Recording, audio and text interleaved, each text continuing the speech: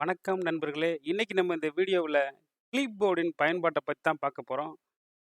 இந்த வீடியோ முழுக்க முழுக்க எக்ஸல் பிகினர்களுக்காக பதிவு பண்ணியிருக்கேன். வாங்க பார்க்கலாம்.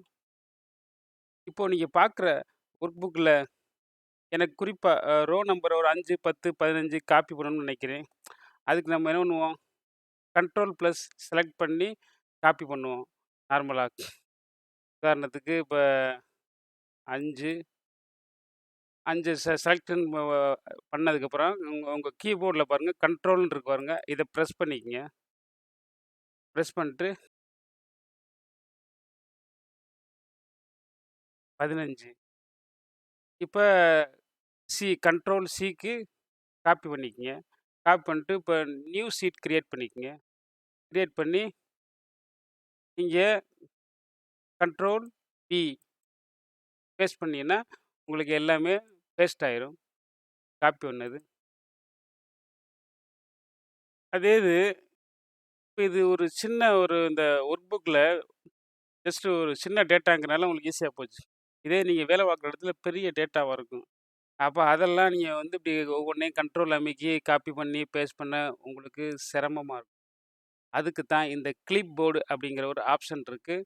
ஹோம் டேப்பில் பார்த்தீங்கன்னா ரிப்பனில் வரும் கிளிப் போர்டு. இந்த இருக்கு பாருங்க கிளிப் போர்டு. இதில் ஒரு சின்ன ஏரோ இருக்கு பாருங்க. இதை ப்ரெஸ் பண்ணீங்கன்னா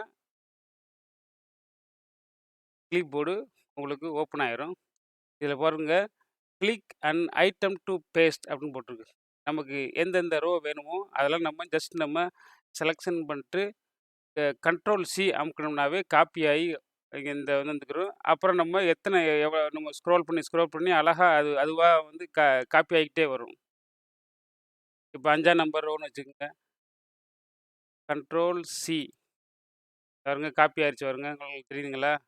இப்போ நான் சொன்ன அதே 10ஆம் நம்பர் ரோ கண்ட்ரோல் சி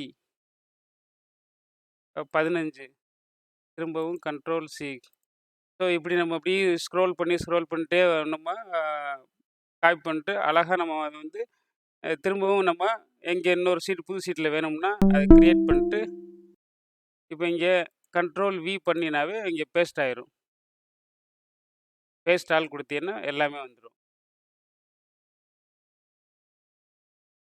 பாருங்க.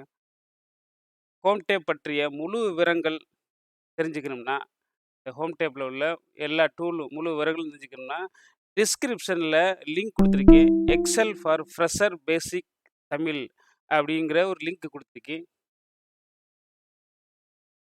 அதை நீங்கள் பார்த்தீங்கன்னாவே ஹோம் டேப்பில் ஃபுல்லாமே உங்களுக்கு தெளிவாக புரிஞ்சிடும். இந்த வீடியோ உங்களுக்கு பிடிச்சிருக்குன்னு நினைக்கிறேன். வீடியோவுக்கு லைக் பண்ணுங்கள், கமெண்ட் பண்ணுங்கள், மறக்காமல் என்னோட சேனலுக்கு சப்ஸ்கிரைப் பண்ணுங்கள். என்னோட பக்கத்தில் பெல் ஐக்கான ஆல் என்னமே பண்ணுங்கள். அப்பொழுது தான் நான் அடுத்தடுத்து போடுற பதிவுகள் உங்களுக்கு நோட்டிஃபிகேஷனாக கிடைக்கும். நன்றி.